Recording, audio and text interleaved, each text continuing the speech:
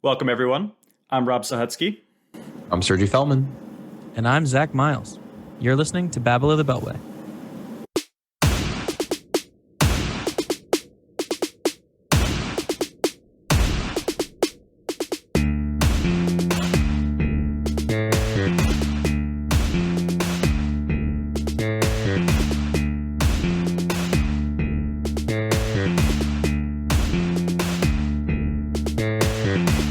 Welcome back, everyone, to Week 16, Babble of the Beltway. We did not have the most exciting of games this week. I think we had a lot of blowouts, a lot of what we'll call COVID games, but we're going to cover all that in a little bit. Sergi, how was your weekend? I was okay. Glad to be back. I'm coming off COVID IR.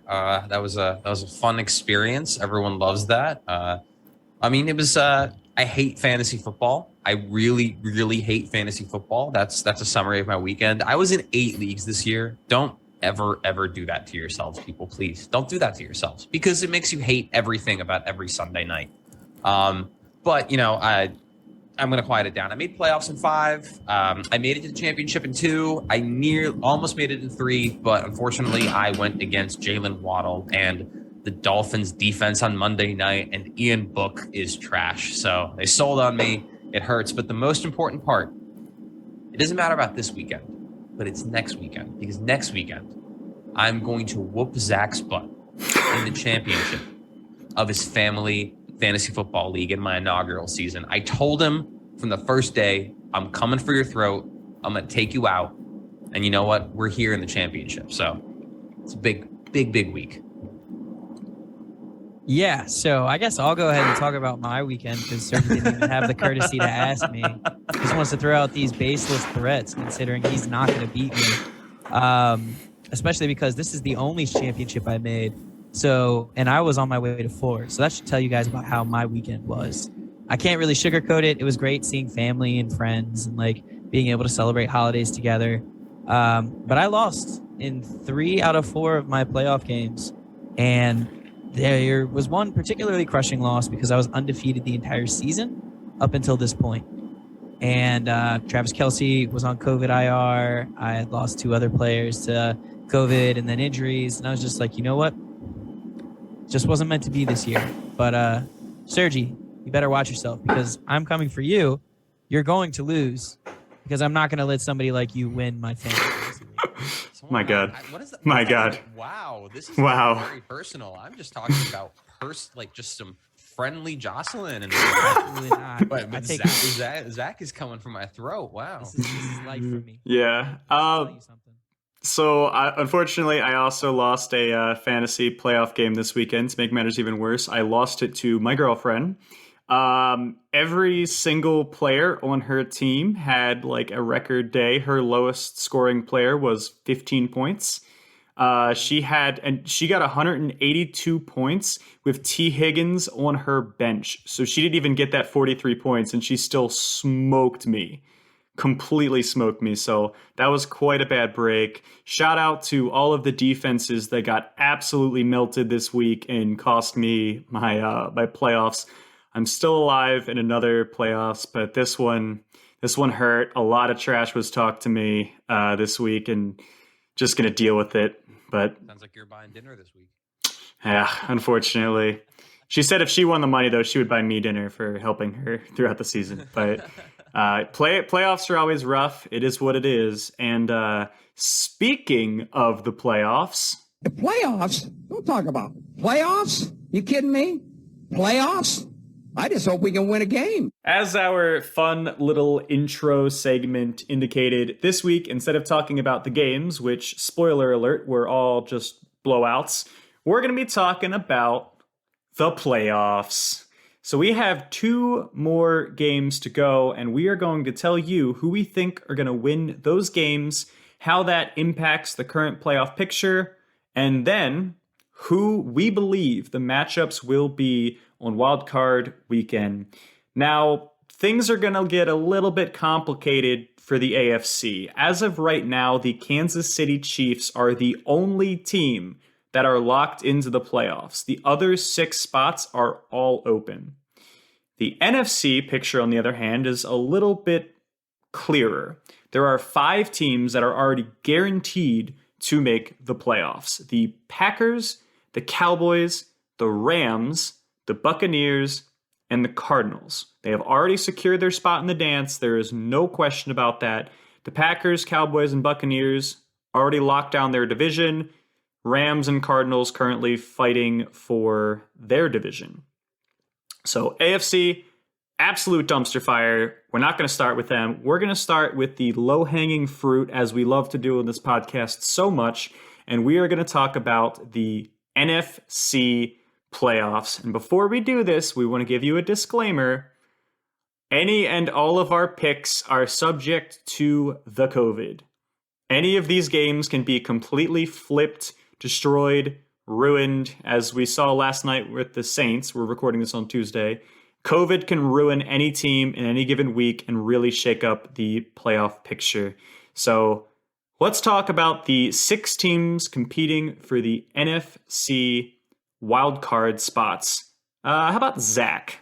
Tell us about these 6 teams. Yeah, absolutely.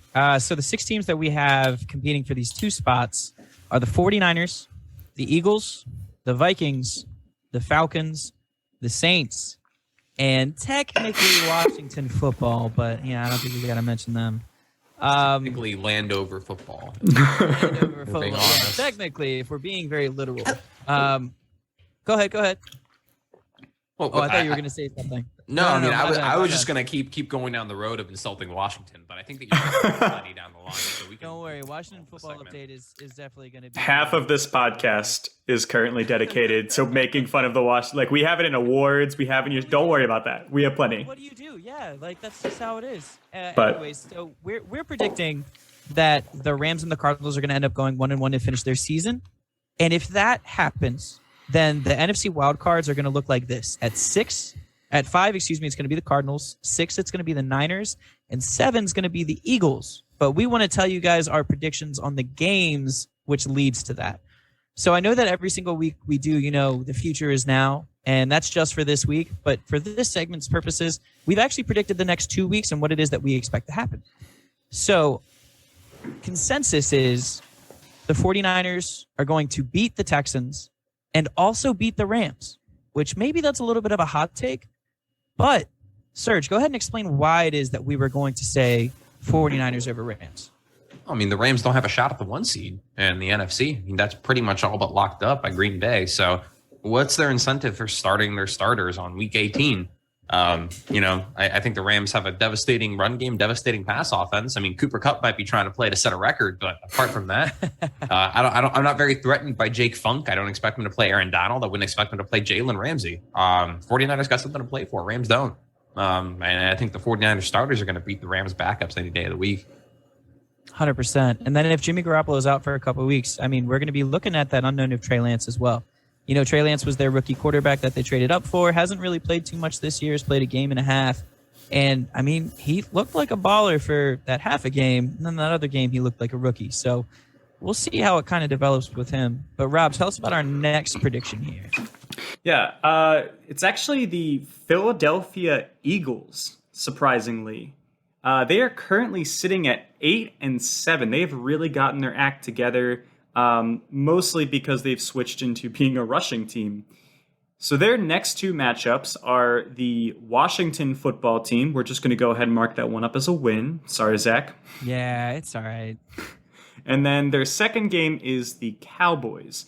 Now, I know we said we expected the 49ers to beat the Rams because we thought the Rams would probably rest their starters. I do not see the Cowboys playing that move, especially against a team like the Eagles. If they have a chance to knock a divisional opponent out of the playoffs, I really do believe that Mike McCarthy will try to do so. Maybe that's based just on my feelings and no actual facts, but there we are. So we think the Eagles will win and then lose, putting them at 9-8. You're telling me Jerry Jones might want to be petty? What? He might. What? He might. So, Sergi, tell us about the next team. All right, next up, we have the Vikings. Vikings are currently 7-8. They got the Packers and the Bears. We have got them losing to the Packers and winning against the Bears, finishing up with an 8-9 record. Now, come on. Let's be honest. Do we really think the Vikings are going to beat the Packers? They have the last ranked pass defense in the NFL. And what's crazy is that Mike Zimmer is supposed to be this defensive mastermind, this amazing defensive coordinator. I think the Vikings have drafted corners in the first round in the last 4 or 5 NFL drafts, and they still have the last ranked pass defense in the NFL. How is that possible? It's insane to me. They haven't had a corner pan out since Xavier Rhodes in 2013. Yeah, Mckenzie Alexander and Mike Hughes. Those are the two most recent guys I can think of. They don't play on the team anymore. Who's the one they drafted last year that they cut? That was Mike Hughes. That was Mike Hughes? That was 2 years ago. That was 2 years ago. He's not. No, they drafted someone last year along with JJ. But I'll look it up. We'll do fact check. Fact check by bananas. The Packers are going to carve them up. They don't have a ghost of a chance. The Packers are playing for the 1 seed. The Vikings are the team that teeters on the edge of the knife every single week, except I don't think that it's going to be next week. I think the Packers just have them covered in every single facet of the game. On the flip side, we're going to give them a win against the Bears, mainly because, it is the Bears. Hashtag fire Matt Nagy. Hashtag fire Matt Nagy. Look, the Bears are not a team anyone expected to compete this year. The Bears are not a team anyone expected to be good this year. And you know what? They lived up to expectations. I don't think, unless David Montgomery can somehow manage to run for 200 yards and they can get a couple of plays to Darnell Mooney over top. Wait, I'm talking myself into the Bears winning, aren't I? No, it's not going to happen. You're not. Vikings are going to they're going to lose the Packers, take the Bears. It's too much of a mismatch and then an overmatch, end with an 8-9 record. But, Rob, tell us about the next one. Yeah, so I never thought that I would be talking about this team in the playoff hunt. The Falcons are apparently still in it. They're 7-8. You got to give credit to Arthur Smith. Yeah. He unlocked Cordero Patterson, and this is a team that I think we had projected for a top 5 pick just at the start of this year based on their roster talent, and he somehow has willed them to a 7-8 record. That's coach of the year candidate stuff. But I got some bad news for you, Sergi, because the Falcons likely would need to win out in order to make the playoffs, and they have the Buffalo Bills at Buffalo, and then the Saints in Week 18, and we think they're going to lose and end 7-10. So, yeah, I don't see it, but Saints, we think they're going to beat them. Sorry for kind of stealing your thunder on this next one, Zach, but tell us about the Saints anyway, because why not? Yeah, no, that's okay. So, we have the Saints who are right now 7-8, and they are playing, and then they're going to be at Atlanta for their last game of the season. We expect the Saints to win both games. With as long as Taysom Hill comes back. This is kind of the asterisk right now. It's just we need to make sure that Taysom Hill comes back, but to our knowledge, Taysom Hill is expected back this week against the Panthers. And if he comes back, that team is better than the Panthers.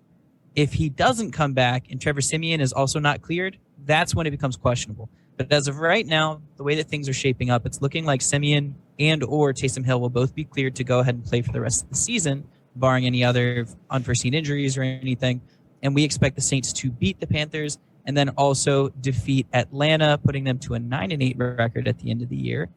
And then we have one more team. You guys mind if I cover this real quick? Go ahead, Zach. You talk about that team. So it's the Washington football team who right now they're 6-9, and it's not as nice as you expect 6-9 to be, like the memes and everything else. It's really quite terrible being a Washington fan. I'm not going to get into that spiel now. I got to wait. So they play the Eagles. They're not going to beat the Eagles. What are you talking about? They can't beat anybody right now. And then in Week 18, they play against the Giants in New York. Podcast says they're going to win. My self-defeatism says they're going to lose, but I also understand as to why it is that we would expect them to beat the Giants, because the Giants also suck. Shambles. And Washington seems to be, and Washington is very streaky. So I don't expect them to really, I expect it to be close, is what I'll say, against the Giants. So to give a quick recap here, we're expecting the Packers, Buccaneers, and Cowboys to go 2-0 over their next game. And that would result in the Packers getting a bye week on the 1 seed. And your matches for wildcard weekend under this would be Eagles at Cowboys with a rematch from week 18, the 49ers at the Buccaneers, and you would have the Cardinals at the Rams. So that is our easy side to predict. The NFC. Now here comes kind of the disaster, the dumpster fire, the AFC. Complications, man. Because we have 12 teams competing for 6 spots. Now we're not going to give as much love and as much time to the AFC because, I mean, this one truly is just rampant speculation, unethical speculation, I would call it. There are so many variations of how this could play out that we fully acknowledge we don't know. Yeah, we don't know what's going to happen. There's so many different things, but anyway, we're going to do it because we're a podcast. So quick overview of the AFC teams. Sergi, do you want to tell us about the first team? Sure. All right. We have the Tennessee Titans, currently 10-5, going up against the Dolphins and the Texans across the next 2 weeks. I'd like to pause here for a moment of silence for the career of one Julio Jones. If we could get that in the arms of an Angel song playing in the background, that'd be really great. Producers are telling me that's a copyright issue. We can't do that. Sorry. Okay. Sorry. Yeah. Here's my moment. Here's my moment of silence. No. All right. Moment of silence is over. Put on my fantasy team this year. Absolutely not. He does not deserve any moments of silence. He deserves moments of loud chaos. That's all he deserves. Julio Jones, if you didn't know, was active in this game, and he garnered 1 target for 9 total yards. I think Julio Jones is washed, unfortunately. So it's kind of sad to see an NFL great, honestly Hall of Fame wide receiver, kind of ending his career, but he's ending up in Music City, not the worst place to go out. But we'll see when he gets traded to the Raiders in the offseason. But yeah, the Titans have the Dolphins. Sorry, they have the Dolphins and the Texans. We're predicting they're going to win and go into the playoffs 12-5. The Dolphins are on a hot streak right now. I'm going to give them that, but they have not been playing good teams. The Baltimore Ravens included. I'm putting us in there. Yeah. But yeah, the Dolphins have had a lot of wins over some organizations that need a lot of work. And the Houston Texans, they're coming off a big upset of the Chargers this weekend, but let's remind ourselves that these are the Houston Texans. I do not think that they're going to be able to put up a match for the Tennessee Titans, especially with a healthy A.J. Brown in the lineup. When he is healthy, he is a top 10, possibly even top 5 receiver in the NFL. I think unquestionably. So Titans roll in 12-5 and are possibly getting a Derrick Henry back for the playoffs. So the Tennessee Titans could once again become the Tennessee Derrick Henrys after week 18, and then it's a whole new ball game in the playoffs, folks. Zach, what you got for us next year? So next up, we have a team that I was really not super high on for most of the year, but I mean, they just keep proving me wrong by blowing out the bad teams and staying competitive against the good ones. No offense to the Ravens fans out there after this week either. I know your pain, except it's worse, but I know your pain. The Bengals, they're 9-6 right now. They play the Chiefs at home, and then they are at the Browns in Cleveland. We as a podcast believe that they have no chance against the Chiefs. And we do expect them to beat the Browns. That was more of one of our more contentious or kind of more debated picks there, just because the Browns, they upset the Bengals earlier this year. And blew them out. They blew them out. Yeah. I mean, it was a whole entire thing. But at the end of the day, I think that the Bengals are just too talented. They're getting hot at the right time. Joe Burrow's finally over a full year removed from that ACL tear, and the guy is showing off exactly what it is that he was doing last year before he tore his ACL and then some. He has some of the most potent passing options in the NFL, and they're young. They're the first grouping ever where all 4 players are under 25 to achieve what they're doing. A passer over 4,000 yards, a rusher over 1,000 total yards, 2 receivers over 1,000 total yards. That would be Joe Mixon as the rusher, and then obviously T. Higgins and Jamar Chase as the receivers. So, it's impressive what they've been able to do, and we are expecting the Bengals to end up 10-7 at the end of the year. What about our next team, Rob? I know that you've been up and down on them this year, but generally pretty positive. I'm actually going to take the next two games or next two teams if you don't mind, because first off, we have the Buffalo Bills at 9-6. Yeah. They have the Falcons and the Jets. We're just going to go ahead and give them wins to both of those. They end 11-6. I don't even think further discussion is needed on that one. The Colts, however, I think we do need to have a little bit of discussion on. So the Colts are currently 9-6, and they will be facing the Raiders and the Jaguars. Now, while we, of course, expect the Colts to beat the Jaguars, barring any crazy circumstances, Carson Wentz has actually just tested positive for COVID, and he is not vaccinated, so he will not be playing in the Raiders game. Now, I never thought that I would ever... to get vaccinated, folks. I never thought I would say this, especially not at the beginning of the year if you told me this, but without Carson Wentz, I believe the Colts will lose that game. I said those words. I said it. So, very weird to say, but I think that's the truth. That would put the Colts at 10-7. Sergi, tell us about the next team. All right, next up we have the New England Patriots, led by the great, the GOAT, the newest boat, McCorkle Jones.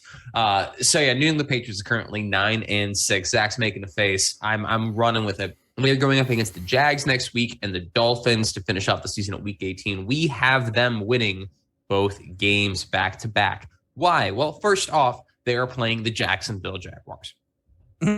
Yeah, nothing else needs to be said. Yeah. No. Yeah, exactly. Let's just be quiet. They're playing the Jacksonville Jaguars. This is the worst team in the NFL, the most dysfunctional team, the least talent, and the worst locker room probably in the league. There's nothing going for this franchise.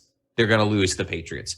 And then they have the Dolphins in week 18. The Dolphins are on a hot streak. I will give them credit where it is due. The problem is the Dolphins have been playing some pretty bad teams. We've already covered that. I don't think that the Dolphins are going to be able to beat the Patriots. I don't think they have the tools to stop the run game. And the Patriots right now, all the attention's on the Colts and how well they're running the football. The Patriots are also, they are probably the second best team in the NFL right now running the football. And that defense is still nothing to scoff at, despite the loss this weekend to Josh Allen. So Pat's going to pick up 2 wins in the next 2 weeks and finish up the season 11-6. And speaking of the Dolphins, Zach, want to cover what they're going to do for us? Yeah, I'll cover the Dolphins and the Chargers, mostly because the Dolphins are playing against the Titans in Tennessee after A.J. Brown has become healthy and destroyed things. Yep. So I expect them to lose to the Titans and then the Patriots, which of whom the Dolphins are nowhere near as good as. So I expect the Dolphins to lose out, end up 8-9, and actually miss the playoffs. And then I'm going to go ahead and move on to the Chargers. And the reason why I wanted to cover them is because that was like my favorite team, like week 3 in. And I'm at the point where I don't think they're going to make playoffs, guys. They're so streaky. They already lost to the Broncos once this year, and the Broncos have had their number all the way back to 2013. The last time that the Chargers swept the Broncos was in 2010, and they wouldn't have a chance to do it this year. And then they're also at the Raiders. And I think that they'll beat the Raiders because at that point in the season, the Chargers are going to be fighting for a playoff berth. So I expect the Broncos to beat the Chargers and then the Chargers to then beat the Raiders as their last game of the season. Yep. And we'll talk about that playoff picture in a second. Rob, next up. Okay, so next up we do have the Raiders, who we have already talked about both games. The Colts game they will win because Carson Wentz is out, and Chargers they will likely lose to them because the Raiders have to pass a lot. Chargers' weakness is the run. So that puts Raiders at 9-8. And then the Ravens, yeah, that makes me a little bit sad, but in my pseudo-professional opinion, the Ravens have a 0% chance of beating the Rams with their current secondary situation due to injuries and COVID. Excuse me. Cooper Kupp, 60 point fantasy game. I'm attending the Ravens-Rams game this weekend. And if I leave in the fourth quarter when we're down by multiple scores, we will win. By 50? That has happened in 2 games. We can do it. We can do it. All right. I'm willing to pay for 3 quarters of football, Rob, even though I got these tickets for free. Okay.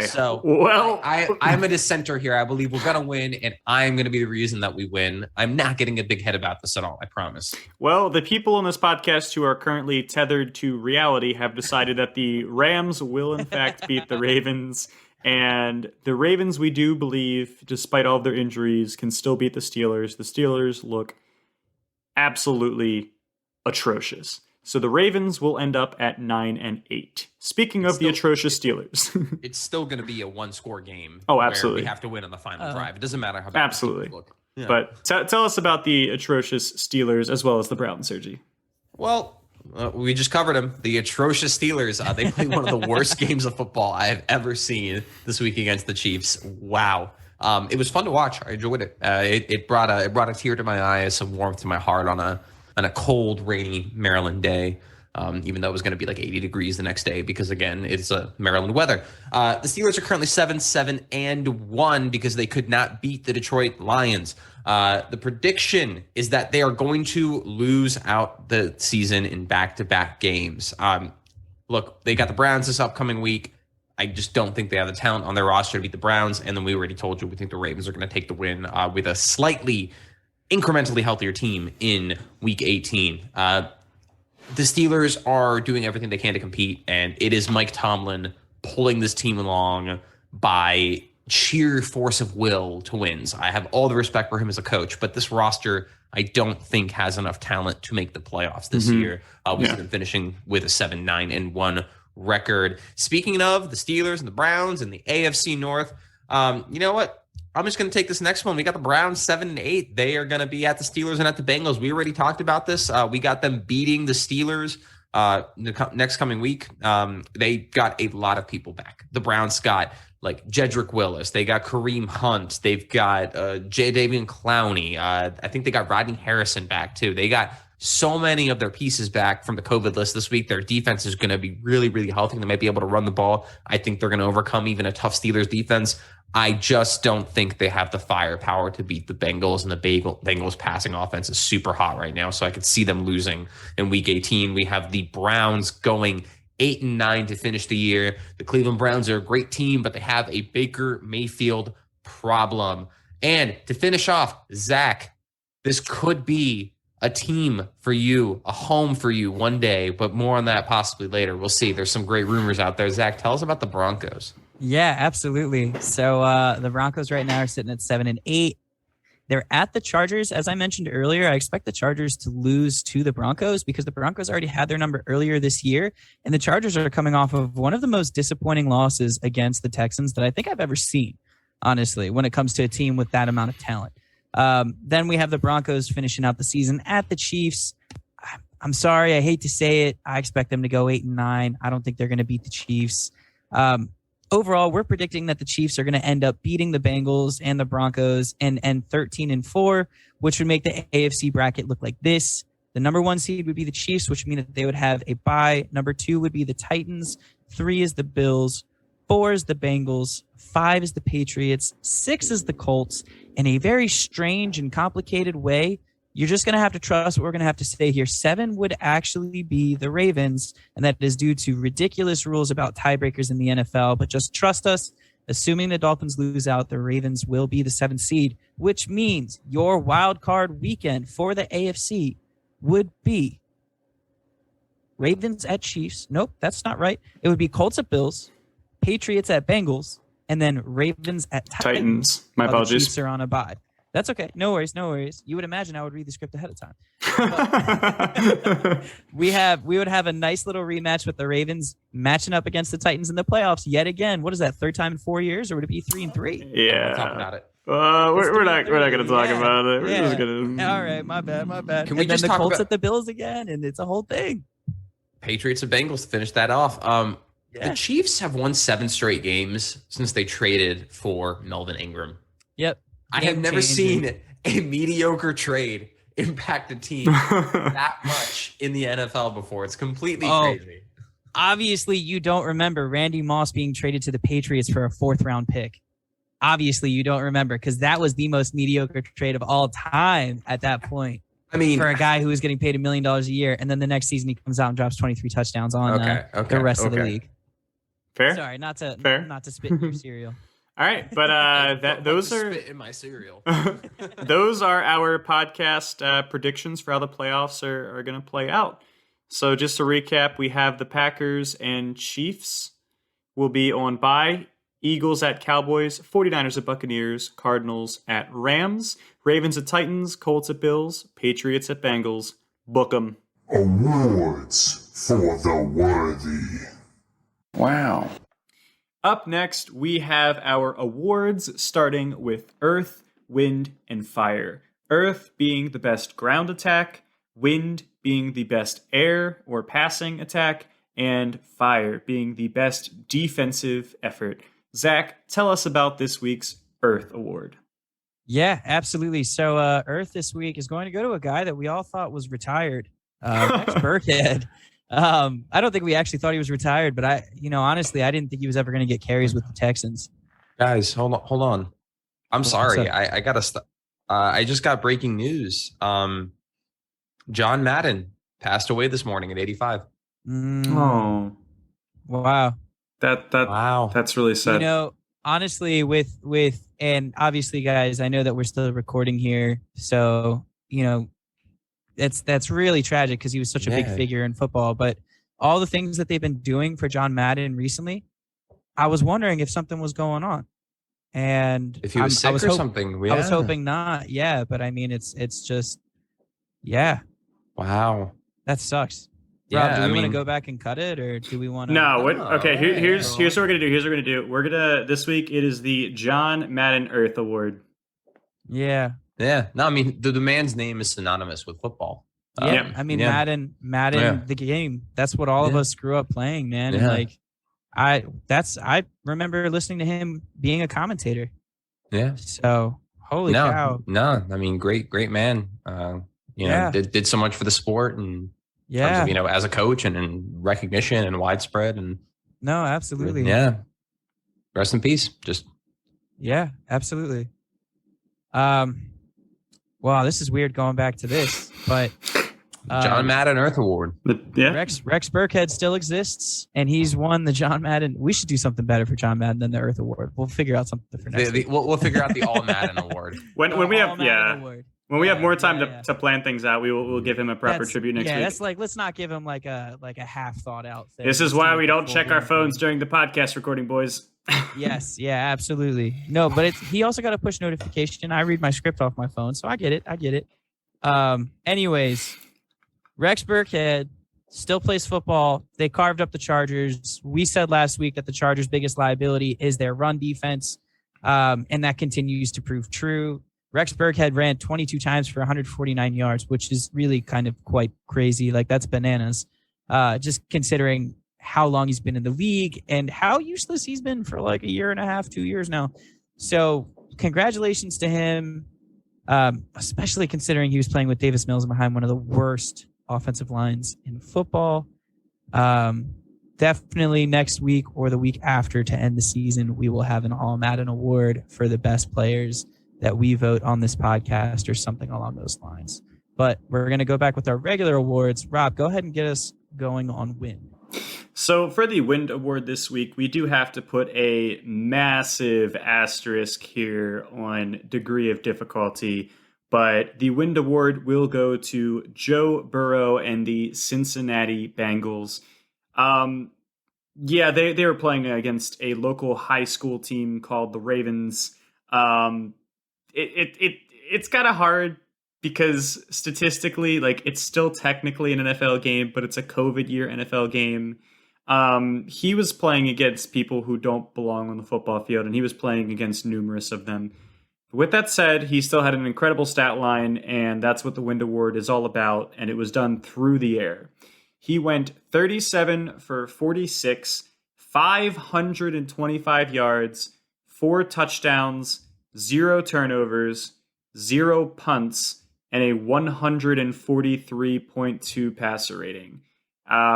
This is really the best that you can expect to see in an NFL football game. And it really takes a perfect storm of injuries, COVID, and just a really non-existent defense on the other side. It doesn't matter how good you are and how good your team is. You need a lot of help from the opposing defense to pull off a feat like this. So whether or not it was against a bunch of practice squatters, it still counts as an NFL game. And that's just how it goes. So congratulations to Joe Burrow and the Cincinnati Bengals. All right, and next up, we have the Fire Award, which is going to go to the Dallas Cowboys. 5 sacks, 2 interceptions, a forced fumble that they didn't recover, block punt, and a defensive touchdown, and a special teams touchdown. Yikes. They were up, 45 points on the Landover football team at halftime, right?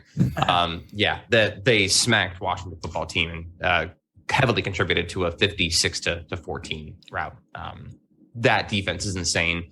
Also, the Trayvon Diggs interception on Terry McLaurin on like the first deep pass of the game, he made Terry McLaurin look like a little boy. That was he just bodied him out of that interception. Like, that is ball skills that you just do not see in a lot of NFL corners, and that's what makes Trayvon Diggs so dangerous when you throw at him.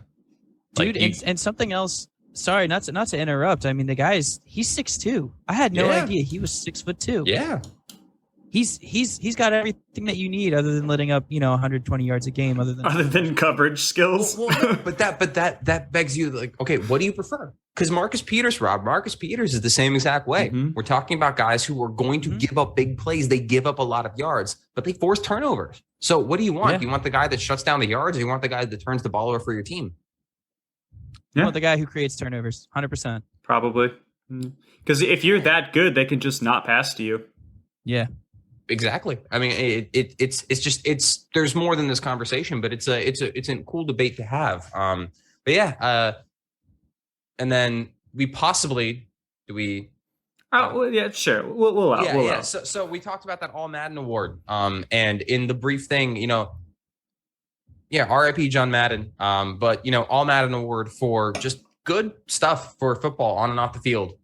But, amazing plays and also just great stuff off the field. That's actually going to go to Zach Wilson this week. I'm going to give it to him for on the field and off the field, because he had like a 60-yard touchdown run this week, which was insane. He like juked people. It was great. He looked like an athlete and not just like a skinny kid out of Utah. But good for Zach Wilson there. But at the same time, good for Zach Wilson getting an All Madden award. He went out to Christmas brunch with his family, and they ran into a waitress whose son is a football player and a huge Jets fan, apparently. And upon learning that, like, he did a video to her son, like they recorded each other, he signed something for them, and he gave him 2 tickets to the game, where he proceeded to perform that amazing run and beating the Jags. So good on Zach Wilson, because that is an all Madden kind of action, and I don't think that lady or son are ever going to forget that, and really just making an impact on someone's life outside of amazing things they do in the stadium. All right, Zach, let's move on to the other more creative, as you like to call them, the creative awards. Yeah, absolutely. So this one is the "We Lost So Hard, We Ended Up Winning" award. And this goes to the Baltimore Ravens for getting completely blown out by the Bengals twice in one season, also in a historic manner. I can't remember the statistics, but there's something historical about it. I think it's the amount of yards that they let up both games in a row. Twice in one season to cap up a 4-game losing streak, just to get thrown back into a playoff spot by a slightly more embarrassing Chargers loss to the Texans. And by the way, the Ravens, as we explained earlier, did get bumped all the way to the 10 spot after the Dolphins won. So currently, they got kicked out of the playoffs because they had such a bad loss, even though the Chargers loss put them back up. It's quite confusing. We hate the NFL standings when it comes to this.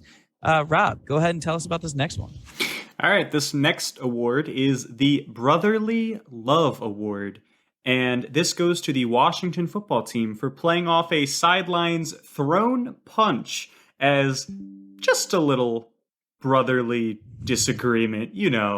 That's just this brothers, Also, I'm really glad that we improv that All Madden award for Zach Wilson, because things are about to get pretty funny. Sergio, tell us about the next award. Hey, come on. Look, Jonathan Allen, Deron Payne, they've played with each other for what, Zach? Like 6, 7, 8 years now? A long time. No, not 8 years, but like 7. a while. Yeah, I mean, they not went to 7 years. Okay, like 15. Oh, you're talking about when they were in Alabama together? Yeah, they were in Alabama They've been together too. for 15 years. 15 years. It's been a long time. Yeah, you can punch your brother. I've punched my brother in the face before, right? No, I haven't. I apologize. Not when we're recording. Not when we're recording. Next up, we have the player safety rules exist and should be exploited. I'm also going to call this the Kenny Pickett Award to the aforementioned Zach Wilson for running towards the sideline and booking it straight to the end zone after the defender let up. Afraid of getting the penalty for getting hit a quarterback near the sideline. This is kind of similar to that Kenny Pickett play where he did the fake slide. Okay, he had a great. Everything else That was an athletic thing. Everything else about that run was athletic. I stand by that All Madden award. He deserved to be able to do that after the nice thing he did earlier on. But yeah, I think they need to outline these kind of plays and throw a penalty for that because it's a little bit ridiculous. But for now, why the hell not use it? Zach, what have you got for us next? Next up, we have the I Can Be Jared Goff 2 award, and that goes to Tim Boyle, who are capable of throwing game-ending interceptions on potentially game-winning drives. Rob, go ahead and finish this off with the awards. The final award is called now, I don't want to call it early, but... And this award goes to the Dallas Cowboys for having a 42-7 lead going into halftime. I don't want to call it early, but I think this game's over. That's 35 points you're down by at halftime. Yeah. We're gonna have a depressing Ravens segment first, but we'll have a depressing Washington football team segment to talk about that one in just a bit. So more depressing. Yeah. So- more Like medication, please So- take it now. sit tight. Here we go. Ravens Update. For this week's Ravens update, I said this team was probably going to end the year either 8-9 or 9-8, and I was not kidding. I said Harbaugh going for 2 twice this year was 100% the correct decision, and I meant that too. And my hope is that after watching this Bengals game, everyone understands just why I said that. We have a defense that is completely incapable of stopping a competent NFL offense. Now, Sergi will get into the stats in a little bit, but this team has no defensive backs right now. Our defense is a practice squad, and I'm not even kidding. We have injuries and COVID everywhere. We need to put up 40 points to win. And even then, I'm not really sure how we could win. Our defense had 0 successful stops against the Bengals. The only drive in the entire 60-minute game that the Bengals did not score points was because they missed a field goal. They got in scoring position on every single drive. Now, I know some people were upset because it felt like the Bengals might have been running up the score or passing in a quote-unquote running situation. I think they did exactly what they were supposed to do. They did exactly what I said Green Bay should have done last week. They did not get conservative. They did not run the ball. They kept passing it until the game was over.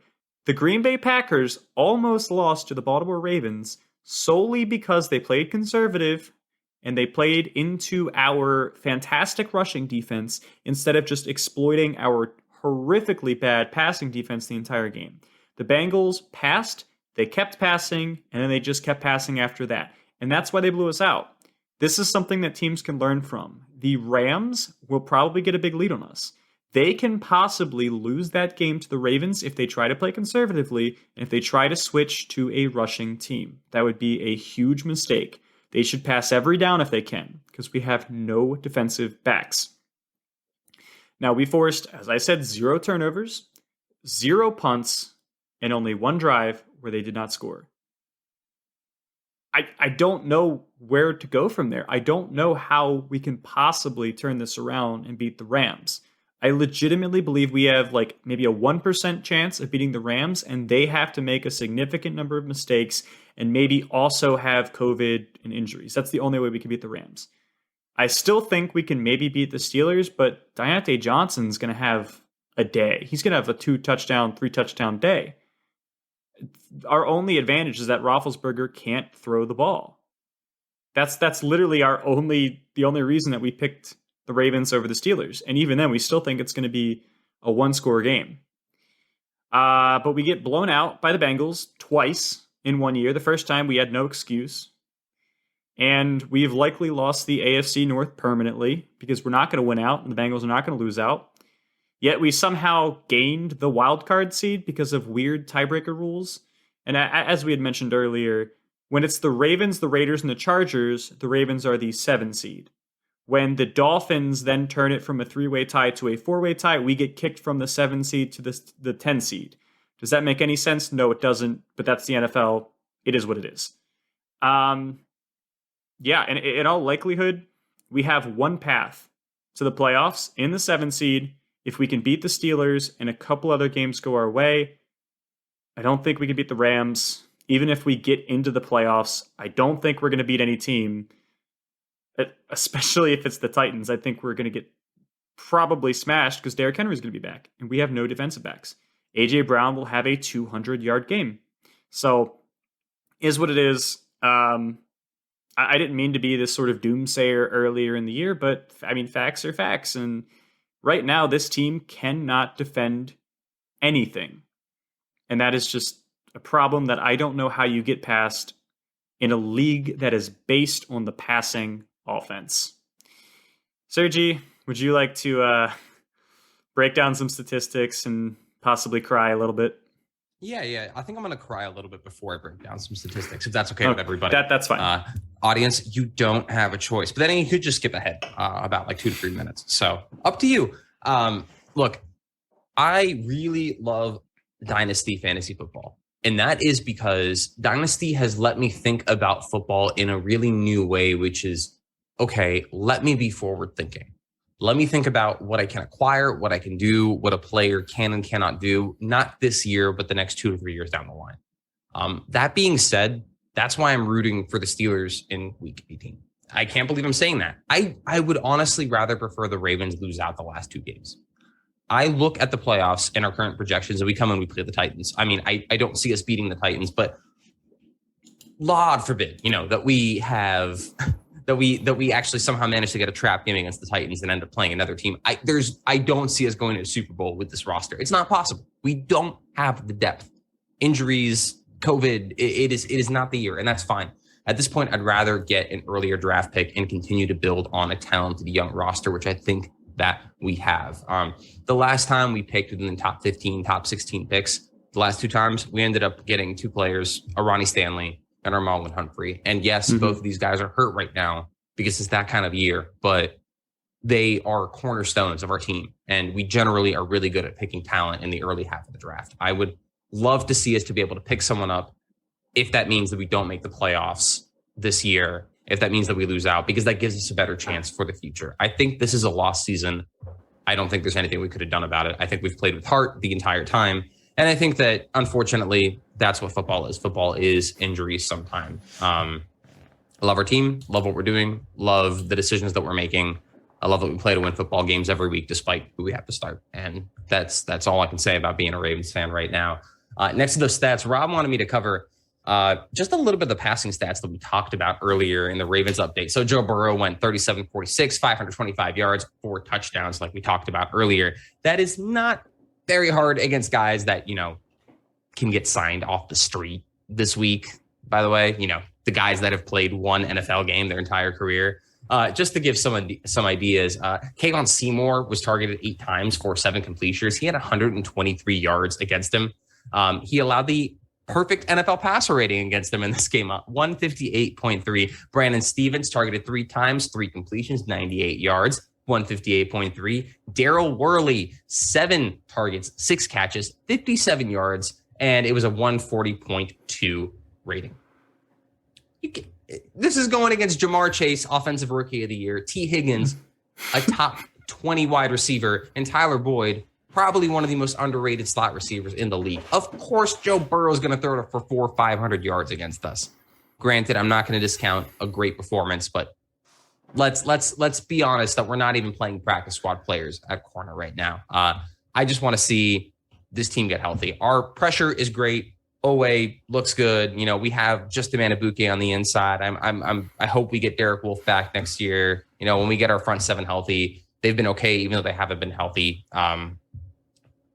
26 pressures, 3 sacks. But, when it doesn't matter if you're getting pressure, if the receiver is 5 yards away from your corner and Joe Burrow is throwing the football, he's going to pick you apart every single day of the week. So that's the update. Injuries are ravaging the team. We play with heart every single week. We sign guys off the street and pretend that they're going to give us a shot to do something. But unfortunately, that's not how professional football works. Speaking of football and football teams, Zach, what have you got for us for the Landover football team update? Washington football team, I guess, update. That's a great question, Sergi. What do I have for you? Probably a more well thought out and better prepared anything than what Washington has done this year. So here's the state of the franchise. We have no name.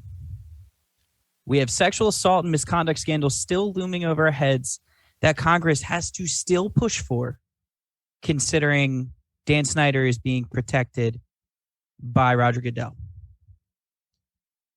We have the most respected player in our locker room swinging at another player, and though Daron Payne looked like he was fully instigating whatever happened on that sideline, I mean, yeah, the guys have been playing together forever, but you don't swing on someone. That is a dysfunctional organization where you have somebody swinging on somebody on national television.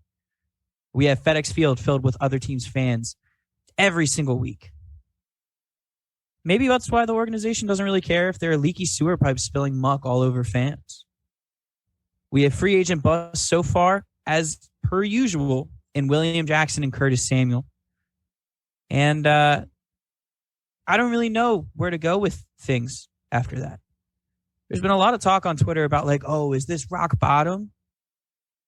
And yeah, I think it is. The arguments seem to kind of range from it's like you don't remember 2014 to this is the worst it's ever been. And I'm here to kind of clarify a couple of things. So for this franchise's history, this is not rock bottom.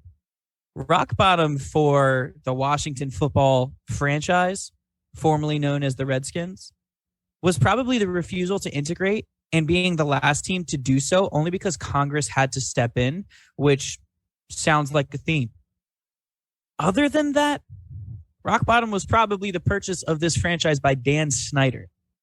So 23 years ago. But since that moment, since that happened, since those two other rock bottoms in franchise history, I think this is it, guys. I don't know. I mean, it keeps going down when you don't expect it to. So I'm probably wrong, but I think we're there. I think this is rock bottom. Maybe not for the team necessarily. You know, they're 6-9 and they have a couple of talented guys here and there. And, oh, there's hope with Taylor Heineke. Like, no, there's not. He sucks. It all just is bad, man. You know, if we're looking at the entirety of the organization, I think this is rock bottom. Like I said, between the issues from the Beth Wilkinson report, lowest attendance percentage in the NFL, we don't have a name. We don't have a name. 2 years later, we still don't have a name because they held on to a racist name for forever. And it was only until they got strong-armed by the NFL that they had to make a change. And that's probably going to be what's going to have to happen again if Dan Snyder's ever going to be removed from this team. We don't have a competent offensive play caller.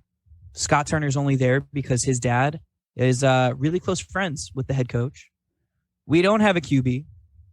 You know, we haven't really had a QB since Joe Theismann or maybe even arguably Mark Brunell in 2004. But since then, we really haven't had anybody putting up actual QB-like numbers. We have John Allen, like I said, the Walter Payton Man of the Year winner for the team and nominee to represent Washington for the league, throwing a punch at Daron Payne's head. He missed, but I'm not convinced it wasn't intentional that he missed because he would have knocked him out when we were out 28-7 on national television. And as an organization, we've been part of 3 of the most notable losses in NFL history. And in case you guys don't know what they are, there's the Monday Night Massacre, which occurred when the Eagles beat us 59-28 on my 18th birthday, November 15th, 2010. There was the second time that I can list here, which was in 1940, before most of us were born, when Washington was in the championship game and lost to the Chicago Bears 73-0. And now there's the Sunday Night Slaughter, which was us losing to our most hated rival, the Dallas Cowboys, 56-14. And it's funny because I was talking to a couple Cowboys fans, and they don't even hate us. that much compared to some of the other teams in the East because we haven't been competitive outside of last year in 2 decades. That was the logic that I got was, we don't care about Washington. If anything, we feel bad for you because you're a fan. And it had me thinking about a lot of things, man. Like, my entire life as a fan of this team has conditioned me to be okay with losing. And like this team was such a big part of my identity that I used to take their losses personally as a teenager. I cried when Sean Taylor died. I was on the verge of literal fights trying to defend the team multiple times against people who were calling out the team and saying it was so bad, it was this, it was that. And I was just like, you don't know, it's going to turn around. But I don't think it will, man. On Monday night, on Sunday night, all I could really do was kind of laugh as the score continued to go upward. I mean, it was 42-7 by halftime. Like, how do you not find that hilarious? That a team is so bad that they let up 42 points before the end of the first half. That's disgusting. Yeah, you could say, oh, well, they only lost 14-7 in the second half. Yeah, but you precede that by 42 points, then a bunch of backups playing the game, and that's what you get. And I don't really care that people are like, oh, there was injuries, there was COVID. We were down 7 guys due to COVID. That's not nearly as bad as somebody like the Raiders last week, who still found a way to win. Sometimes trying your best isn't good enough. And one of the things that bugs me about this loss is that these guys seemed like they were actually trying their best. It's not like the Monday Night Massacre when Albert Hainsworth was literally laying his fat belly on the ground and watching players run around him because he didn't care. He knew that they were getting blown out. He didn't care. These guys were still fighting. And you could say, oh, that's a good thing. Or you could look at it as, wow, this is their best. This is the best that they could do, that they could muster up. This is what this team could do. That's not a team that deserves fans. I don't care how hard the players work. Respect to them for doing what they're doing. They don't deserve to be on this roster. And not even because they're bad necessarily, but they don't deserve to have what happens to Washington teams happen to them. They should all be allowed to move to a different team without having to honor their contracts. I'm being dramatic, but that's what this whole entire segment is about anymore, really. I'm almost done, I promise. But I remember in 2011 when Rex Grossman threw 4 picks against the Eagles. And I was laughing. I was cheering. I was just like, yeah, yeah. When Kurt Coleman secured that 4th interception against Washington in 2011, it was the Eagles, of course. I was excited because all that meant was that we were going to see some change in Washington. I don't know if you guys know this, but after the 2011 season, it led up to Robert Griffin III being drafted 2nd overall. That was the last time I really had hope for this team because I thought maybe with a quarterback, it'll actually make a difference. Maybe we can turn the corner. Maybe we can finally do something that we've been trying to do for so long. My entire life of being a fan and watching this team, maybe we have an opportunity to turn it around. But we didn't. And I don't know how much hope that I have thinking that we'll be able to do that anytime soon. We could trade for Aaron Rodgers. We could draft a quarterback. We could get Sean McVay and trade for him as a head coach, whatever, because that's possible. Any of those things, they could all happen. We will still find a way to screw it up because our owner is cursed and has cursed all of us. I don't know what else to say. I mean, the team is lost. The fan base is unsettled. The coaching's bad. Ron Rivera has now had a losing record 7 out of 10 years of being a head coach. But at the end of the day, the ownership's the only consistent thing over the last 23 years. So no matter how many changes we make, as long as Dan Snyder's still there, we're going to be mediocre. And we're stuck. And I refuse to be stuck anymore. This team will have to be good again for me to have any sort of love or care for them because I don't even know what this team is anymore. So, Washington football updates for me for the rest of the year are probably going to be pretty run-of-the-mill because I'm done. I don't care. I don't care about this team anymore. I don't care what they do. I don't care how good or bad they are. I'm apathetic, and I need to find a new football team. Y'all heard it here. There's your Washington football update. The future is now. The future is now. For our next segment that is slightly less negative than the last two segments that we have done, we have The Future is Now. We already told you a couple of these games earlier in the playoffs segment, so we'll burn through those pretty quickly. Up first, we have Atlanta at Buffalo. Already talked about this. Buffalo will beat Atlanta. All right, next up we have New York at Chicago. Devontae Booker has played better than Saquon Barkley this year, and the Giants don't have Daniel Jones. So Chicago, the Giants are the worst team, or one of the worst teams in football. Next up, we have the Chiefs and the Bengals. We talked about this one earlier, too. Choosing Chiefs over Bengals, regardless of the Bengals' hot streak. Up next, Miami at Tennessee. Talked about this game as well. Titans will beat the Dolphins. Next up, we have Las Vegas at Indianapolis. Colts have no Wentz. That just sounds dirty. But I'm going to say that the Raiders definitely win here. Next up, we have New England at Jacksonville, which all we wrote was LOL. Yeah, that'll do it. Yeah. Up next, Carolina at New Orleans. The Panthers are in complete disarray at this point. Saints defense wins. I didn't even put Saints. I literally put Saints defense wins. Next up, we have Tampa Bay at the New York Jets. Why didn't we put LOL for this one as well?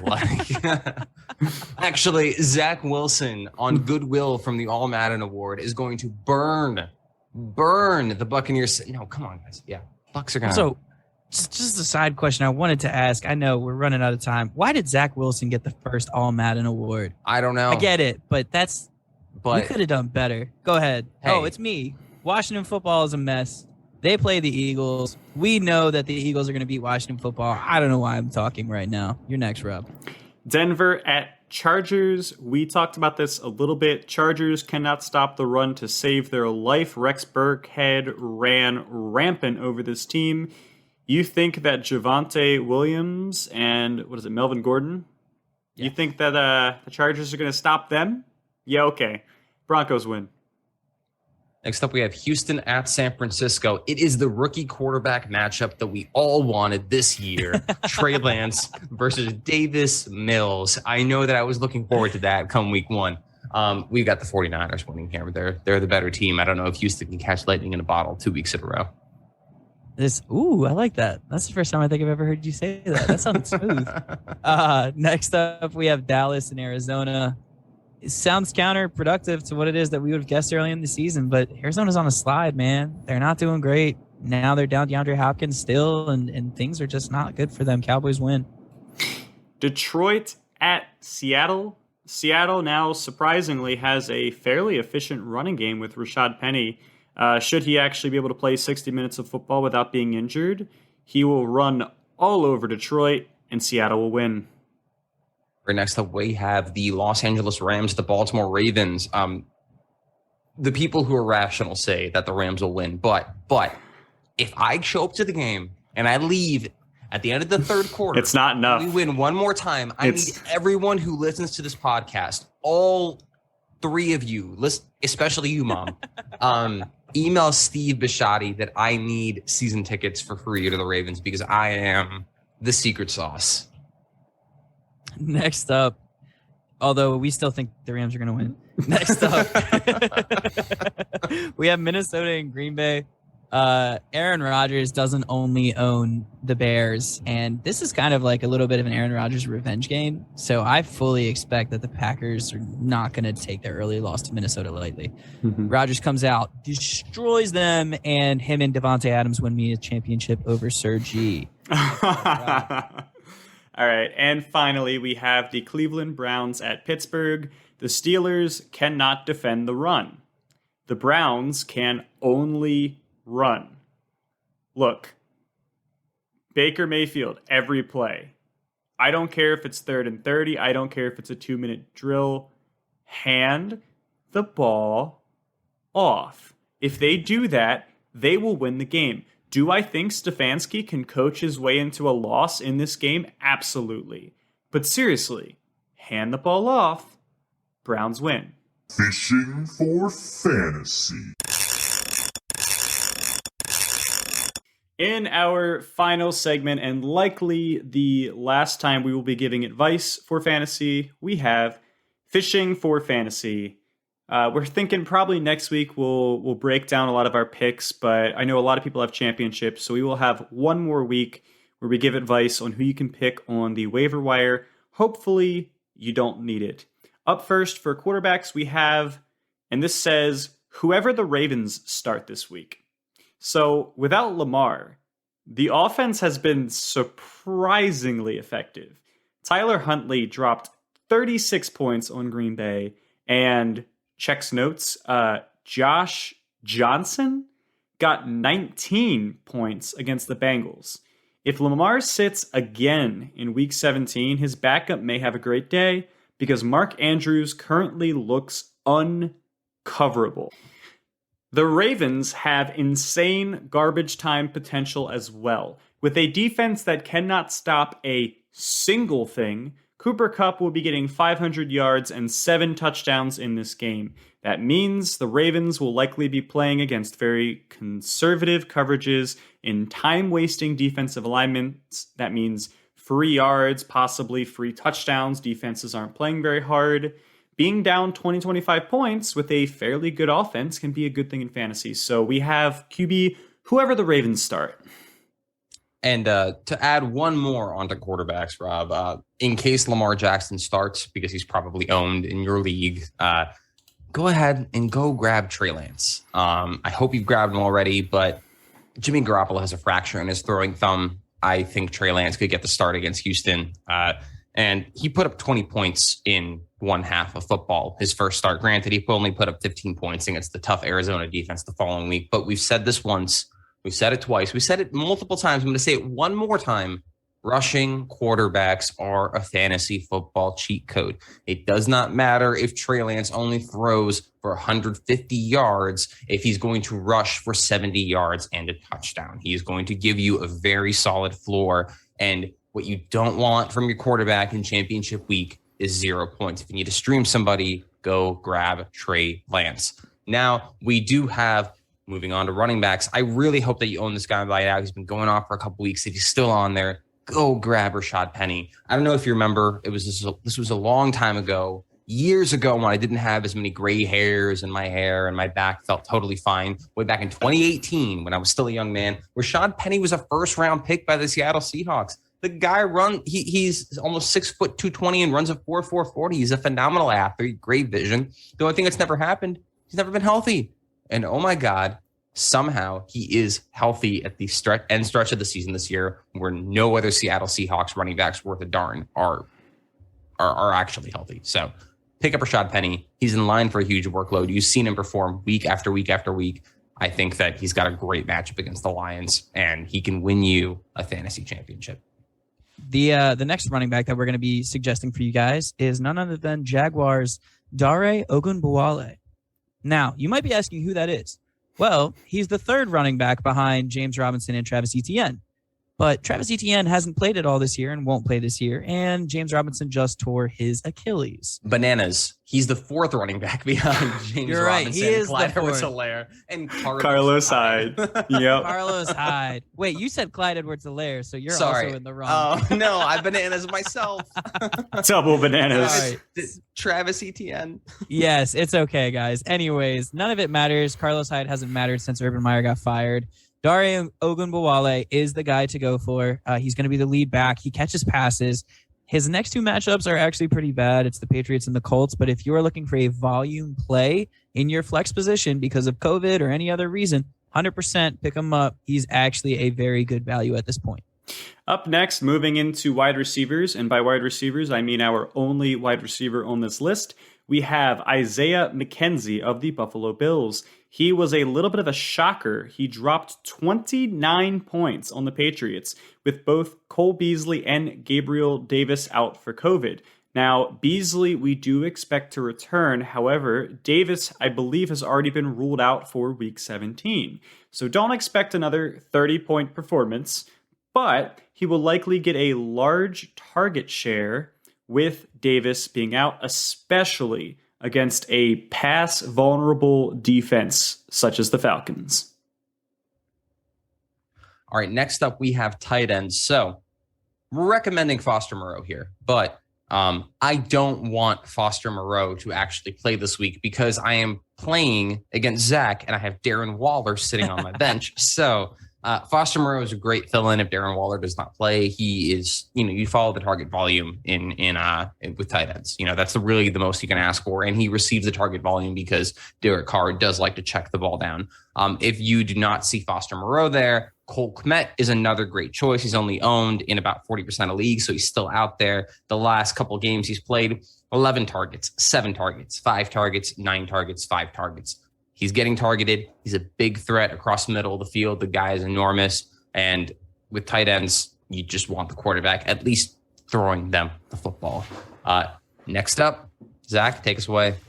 So I've got one of 2 defenses that we're going to be recommending here. And who other than the Eagles?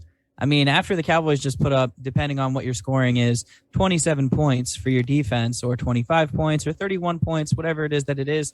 9 billion. 9 billion points against the Washington offense that actually featured most of its starters. I would say it's probably for the best to go ahead and pick up anybody who plays them for the rest of the year. The Eagles have that task this upcoming week.